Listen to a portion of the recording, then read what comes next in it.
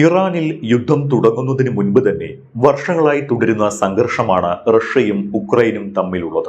Russia Ukraine യുദ്ധം തുടങ്ങിയിട്ട് 4 വർഷം കഴിഞ്ഞു. 2024 ഫെബ്രുവരിയിൽ റഷ്യ ഉക്രൈനെ ആക്രമിച്ചതോടെയാണ് യുദ്ധം പൊട്ടിപ്പുറപ്പെട്ടത്. ആയുധ ബലം കൊണ്ട് ഏറെ മുന്നിലായിരുന്നു റഷ്യയെങ്കിലും യുഎസിന്റെയും യൂറോപ്യൻ യൂണിയന്റെയും സഹായത്തോടെ ഇന്നും പിടിച്ചു നിൽക്കുകയാണ് ഉക്രൈൻ. ഇതിനിടയിൽ റഷ്യൻ പ്രസിഡന്റ് വ്ളാഡിമിർ പുടിനെതിരെ വധശ്രമം ഉണ്ടായി എന്ന് റഷ്യ ആരോപിച്ചിരുന്നു.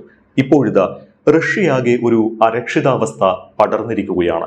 പ്രസിഡന്റ് വ്ളാഡിമിർ പുടിൻ ആത്മരക്ഷാർത്ഥം ഭൂഗർഭ ബങ്കറിൽ അഭയം പ്രാപിച്ചുവെന്നാണ് റിപ്പോർട്ട്. ഏതാനും ദിവസങ്ങളായി ഔദ്യോഗിക വസതികളെല്ലാം ഒഴിവാക്കി ബങ്കറിലേക്ക് പുടിൻ താമസം മാറ്റിയിരിക്കുകയാണ്. വധഭീഷണിയെ തുടർന്നാണ് പുടിൻ ബങ്കറിലേക്ക് മാറിയത് എന്നാണ് റിപ്പോർട്ടുകൾ പറയുന്നത്. ഒരു സൈനിക അട്ടിമറിയുടെയും ഡ്രോൺ ആക്രമണങ്ങളുടെയും ഭീതിയും നിലവിലുണ്ട്. മുൻ വർഷങ്ങളിൽ നിന്ന് വ്യത്യസ്തമായി റഷ്യയുടെ വിജയാഘോഷ ദിനത്തിന്റെ പൊലിമ പോലും കുറവായിരുന്നു എന്ന് പറയുമ്പോഴാണ് എത്രത്തോളം വലിയ ആശങ്കയാണ് റഷ്യയിൽ ഉള്ളത് എന്ന് വ്യക്തമാകുന്നത്. നിലവിൽ റഷ്യയുടെ ഭരണകാര്യങ്ങളിൽ നിന്ന് പോലും പുടിൻ വിട്ടുനിൽക്കുന്നു. യുദ്ധപ്രവർത്തനങ്ങൾ ഏകോപിപ്പിക്കുന്നത് പോലും ബങ്കറിൽ ഇരുന്നാണ് എന്നാണ് വിദേശ മാധ്യമങ്ങൾ അടക്കം റിപ്പോർട്ട് ചെയ്യുന്നത്. ഭൂഗർഭ ബങ്കർ വിട്ട് പുടിൻ പുറത്തു വരുന്നത് അപൂർവമാണ്. അടുത്തിടെയായി റഷ്യക്കെതിരെ ഉക്രൈൻ ആക്രമണം കടുപ്പിച്ചിട്ടുമുണ്ട്. അതുകൊണ്ട് തന്നെ ഒരു അട്ടിമറി സാധ്യത റഷ്യയെ സംബന്ധിച്ചിടത്തോളം തള്ളിക്കളയാനുമാകില്ല. പ്രസിഡന്റ് അണ്ടർഗ്രൗണ്ടിലാണ് എങ്കിലും രാജ്യം സാധാരണ നിലയിലാണ് എന്ന് രാജ്യത്തെ ജനങ്ങളെയും അതുപോലെ ലോകത്തെ ആകെയും അറിയിക്കേണ്ടതുണ്ട്. ഇതിനായി മുൻപേ കൂട്ടി റെക്കോർഡ് ചെയ്തു വെച്ച ദൃശ്യങ്ങളാണ് ഇപ്പോൾ റഷ്യൻ ഔദ്യോഗിക മാധ്യമങ്ങൾ പോലും ഉപയോഗിക്കുന്നത്. പ്രസിഡന്റുമായി അടുത്തു പ്രവർത്തിക്കുന്ന പാചകക്കാർ, ബോഡി ഗാർഡുകൾ, ഫോട്ടോഗ്രാഫർമാർ എന്നിവർക്കും കർശനമായ നിയന്ത്രണങ്ങൾ ഏർപ്പെടുത്തിയിട്ടുണ്ട്. ഇവർക്ക് മൊബൈൽ ഫോണുകളും ഇന്റർനെറ്റും ഉപയോഗിക്കുന്നതിന് വിലക്ക് ഏർപ്പെടുത്തി. കൂടാതെ ഇവരുടെ വീടുകളിൽ നിരീക്ഷണ ക്യാമറകൾ സ്ഥാപിക്കുകയും പൊതുഗതാഗതം ഉപയോഗിക്കുന്നത് വിലക്കുകയും ചെയ്തു. അങ്ങനെ പ്രസിഡന്റുമായി ബന്ധപ്പെട്ട എല്ലാ മേഖലകളിലും കർശന സുരക്ഷാ മാർഗങ്ങൾ അവലംബിച്ചിട്ടുണ്ട്. വിമാനത്താവളങ്ങൾ താൽക്കാലികമായി അടച്ചിട്ടിരിക്കുകയാണ്. വധിക്കപ്പെടുമെന്ന ആശങ്ക പുടിനെ വലം ചെയ്തതുകൊണ്ടാണ് ഇത്രയും വലിയ സുരക്ഷാ സംവിധാനങ്ങൾ പുടിനായി ഒരുക്കിയിട്ടുള്ളത്. ഈ കടുത്ത നിയന്ത്രണങ്ങൾ റഷ്യൻ ജനതയെ അതൃപ്തിയിലേക്ക് തള്ളിവിട്ടിരിക്കുകയാണ്. ഒപ്പം പൊതുവേദികളിൽ നിന്ന് പ്രസിഡന്റ് പുടിൻ ഒഴിഞ്ഞുമാറി നടക്കുന്നതും ജനങ്ങളിൽ പുടിൻ വിരുദ്ധ വികാരം വളരാൻ ഇടയാക്കിയിട്ടുണ്ട്. സോഷ്യൽ മീഡിയ ഇൻഫ്ലുവൻസർമാർ അടക്കം പുടിനെ വിമർശിച്ച് ഇപ്പോൾ വീഡിയോ പോസ്റ്റ് ചെയ്യുന്നുണ്ട്.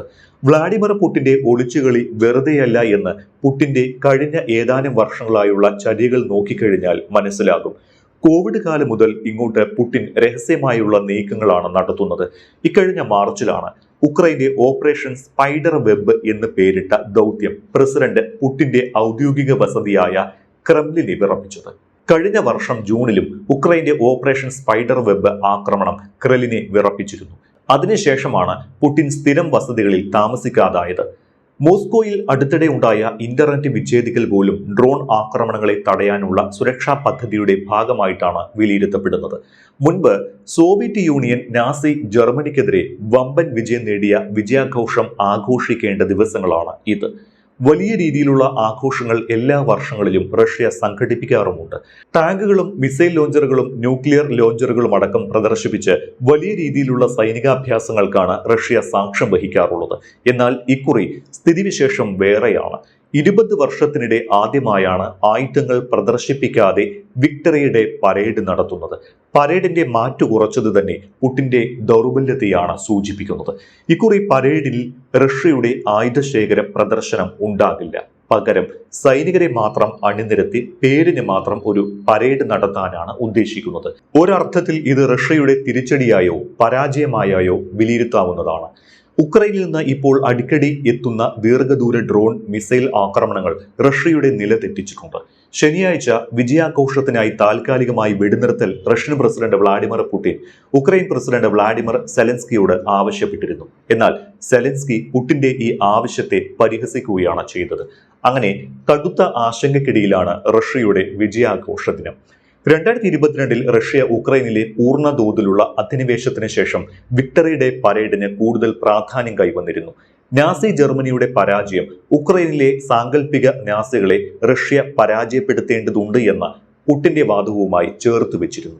കഴിഞ്ഞ വർഷം ചൈനയിലെ ഷീ ജിൻപിങ്, ബ്രസീലിന്റെ Luiz Inacio Lula da Silva, വെനിസ്വേലയുടെ നിക്കോളാസ് മഡൂറോ, ഈജിപ്തിന്റെ അബ്ദുൽ ഫത്താഹ് LCC എന്നിവരുൾപ്പെടെ 2 ഡസൻ ലോക നേതാക്കളെ വിക്ടറി ഡേ പരേഡിലേക്ക് പുടിൻ സ്വാഗതം ചെയ്തിരുന്നു. റഷ്യയുടെ ആഗോള ശക്തിയെ ഉയർത്തിക്കാട്ടാനും മോസ്കോയെ ഒറ്റപ്പെടുത്താനുമുള്ള പാശ്ചാത്യ രാജ്യങ്ങളുടെ ശ്രമങ്ങൾ പരാജയപ്പെടുന്നു എന്ന് കാണിക്കാനുമുള്ള ഒരു ശ്രമമായിരുന്നു അത്. പക്ഷേ കഴിഞ്ഞ ഒരു വർഷം കൊണ്ട് കളി മാറി. ഉക്രൈന്റെ ആക്രമണശേഷി മെച്ചപ്പെട്ടു. എണ്ണ ടെർമിനലുകൾ, റിഫൈനറികൾ, സൈനിക അടിസ്ഥാന സൗകര്യങ്ങൾ, പ്രതിരോധ വ്യവസായങ്ങൾ എന്നിവയുൾപ്പെടെ റഷ്യക്കുള്ളിലെ ലക്ഷ്യങ്ങളെ ആക്രമിക്കാനുള്ള കഴിവ് ഉക്രൈൻ ക്രമാനുഗതമായി വികസിപ്പിച്ചെടുത്തു. ഉക്രൈനിൽ നിന്നുള്ള ഡ്രോണുകളുടെ ഭീഷണി കാരണം ഡസൻ കണക്കിന് വിമാനത്താവളങ്ങൾ അടച്ചുപൂട്ടാനും 100 കണക്കിന് വിമാന സർവീസുകൾ വൈകുകയും ചെയ്തു, പ്രത്യേകിച്ച് മോസ്കോയിൽ. അതേസമയം സ്വന്തം പ്രദേശത്ത് റഷ്യയുടെ ഡ്രോൺ ആക്രമണങ്ങളെ ചെറുക്കുന്നതിൽ ഉക്രൈൻ കാര്യക്ഷമത കാട്ടി. ഈ വർഷം മാർച്ചിൽ മാത്രം 33,000 റഷ്യൻ ഡ്രോണുകൾ വെടിവെച്ചിട്ടതായാണ് റിപ്പോർട്ടുകൾ. അത് ഒരു മാസത്തെ റെക്കോർഡാണ്. മെയ് 5-ന് ഉക്രൈനിൽ നിന്ന് 1500 കിലോമീറ്റർ അകലെയുള്ള ഒരു പ്രതിരോധ പ്ലാന്റിൽ ഫ്ലെമിംഗോ മിസൈൽ പതിച്ചിരുന്നു. ആളില്ലാ ഗ്രൗണ്ട് റോബോട്ടിക് സംവിധാനങ്ങളുടെയും ആഴത്തിലുള്ള ആക്രമണശേഷിയും ഉക്രൈൻ മെച്ചപ്പെടുത്തി. ഉക്രൈനിന്റെ പ്രതിരോധ വ്യാവസായിക അടിത്തറ വിപുലീകരിച്ചു.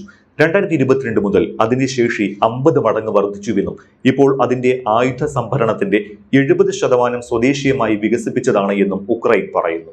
ഉക്രൈന്റെ വിജയങ്ങൾ യൂറോപ്യൻ പങ്കാളികളുടെയും ലോകമെമ്പാടുമുള്ള മറ്റുള്ളവരുടെയും പ്രശംസ നേടിയിട്ടുണ്ട്. സമീപ ദിവസങ്ങളിൽ Saudi Arabia, United Arab emirate, Qatar എന്നിവയുമായി 10 വർഷത്തെ പ്രതിരോധ കയറ്റുമതി കരാറിൽ അവർ ഒപ്പുവെച്ചു. ഈ 3 രാജ്യങ്ങളെയും ഇറാൻ ആക്രമിച്ചിരുന്നു എന്നുകൂടി ഓർക്കണം. യുദ്ധത്തിൽ ഉക്രൈൻ ശക്തി പ്രാപിക്കുന്നതിന്റെ സൂചനകളുമുണ്ട്. 2023-ന് ശേഷമുള്ള ആദ്യ മാസത്തിൽ ഫെബ്രുവരിയിൽ നഷ്ടപ്പെട്ടതിനേക്കാൾ കൂടുതൽ പ്രദേശങ്ങൾ ഉക്രൈനിയൻ സൈന്യം നേടിയെടുത്തതായി വിശകലന വിദഗ്ധർ പറയുന്നു. മറുവശത്ത് റഷ്യ തളരുകയാണ്. റഷ്യയിലെ മരണസംഖ്യയുടെ കണക്കുകൾ ലഭിക്കാൻ പ്രയാസമാണ്. എന്നാൽ റഷ്യയ്ക്ക് പ്രതിമാസം 30,000 മുതൽ 35,000 സൈനികരെ നഷ്ടപ്പെടുന്നുണ്ട് എന്ന് നാറ്റോ മേധാവി മാർക്ക് റൂട്ടെ പറയുന്നു. മാർച്ച് മാസത്തിൽ 35,000 റഷ്യൻ സൈനികർ കൊല്ലപ്പെടുകയോ പരിക്കേൽക്കുകയോ ചെയ്തതായി സെലൻസ്കിയും പറഞ്ഞിട്ടുണ്ട്. റഷ്യയിൽ ആഭ്യന്തര സമ്മർദ്ദങ്ങളും കൂടുകയാണ്. സൈനിക റിക്രൂട്ട്മെന്റ് നിരക്ക് കുറഞ്ഞു. യുദ്ധം ചെയ്യാൻ ആളില്ലാത്ത അവസ്ഥയിലേക്ക് നീങ്ങുന്നു. മദ്യപാനികളെ പറഞ്ഞു പറ്റിച്ച് സൈന്യത്തിൽ ചേർക്കുന്നതായും റിപ്പോർട്ടുകളുണ്ട്. ഇന്ത്യയിൽ നിന്ന് തൊഴിൽ എന്ന പേരിൽ റഷ്യയിൽ എത്തിച്ച് നിർബന്ധിത സൈനിക സേവനം നടത്തിയ സംഭവങ്ങൾ റിപ്പോർട്ട് ചെയ്തിട്ടുണ്ട്. മലയാളികൾ ഉൾപ്പെടെ ഉക്രൈൻ യുദ്ധത്തിൽ മരിച്ച വാർത്തകളും ഓർമ്മിക്കുമല്ലോ. റഷ്യയുടെ യുദ്ധത്തിലെ നഷ്ടങ്ങളുടെ തോത് വലിയ രീതിയിൽ വർദ്ധിക്കുകയാണ്. റഷ്യയുടെ സമ്പദ് വ്യവസ്ഥയും കഷ്ടത്തിലാണ്. ദീർഘകാല തൊഴിലാളി ക്ഷാമം, നെഗറ്റീവ് വളർച്ച, ഉയർന്ന പണപ്പെരുപ്പം, പലിശ നിരക്കും സമ്പദ് വ്യവസ്ഥയെ ശ്വാസം മുട്ടിക്കുന്നുണ്ട്. ഈ സാഹചര്യങ്ങൾ നിലനിൽക്കെ ശക്തി ക്ഷയിച്ചവരായി ലോകത്തിന് മുന്നിൽ ദൃശ്യമാകാൻ പുടിന് താല്പര്യമില്ല. വിക്ടറി ഡേ പരേഡ് ദിവസത്തിൽ ഉക്രൈൻ ആക്രമണം നടത്തിയാൽ ഉക്രൈന് വലിയ തിരിച്ചടി നൽകുമെന്ന് മോസ്കോ മുന്നറിയിപ്പ് നൽകിയിട്ടുണ്ട്.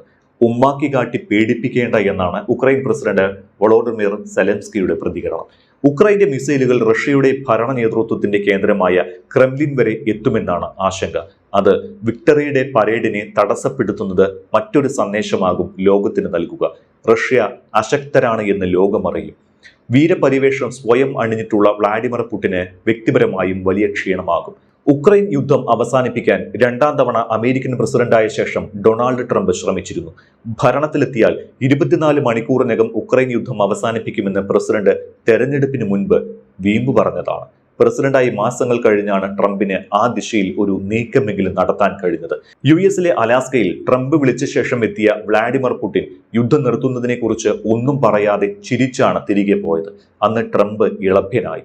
ഇന്ന് ആ പുടിൻ പേടിച്ച് ഒളിച്ചിരിക്കുന്നു. വിക്ടറി ഡേ പരേഡിനിടെ ഉക്രൈൻ ആക്രമണം കൂടി ഉണ്ടായാൽ റഷ്യയ്ക്ക് കരുത്ത് നഷ്ടപ്പെട്ടുവെന്നും പുടിന് രാജ്യത്തിന്റെ നിയന്ത്രണം നഷ്ടപ്പെട്ടുവെന്നും യൂറോപ്യൻ രാജ്യങ്ങൾ പരിഹസിക്കും. അത്തരം സാഹചര്യം ഒഴിവാക്കാൻ കൊണ്ടുപിടിച്ച ശ്രമമാണ് റഷ്യ നടത്തുന്നത്.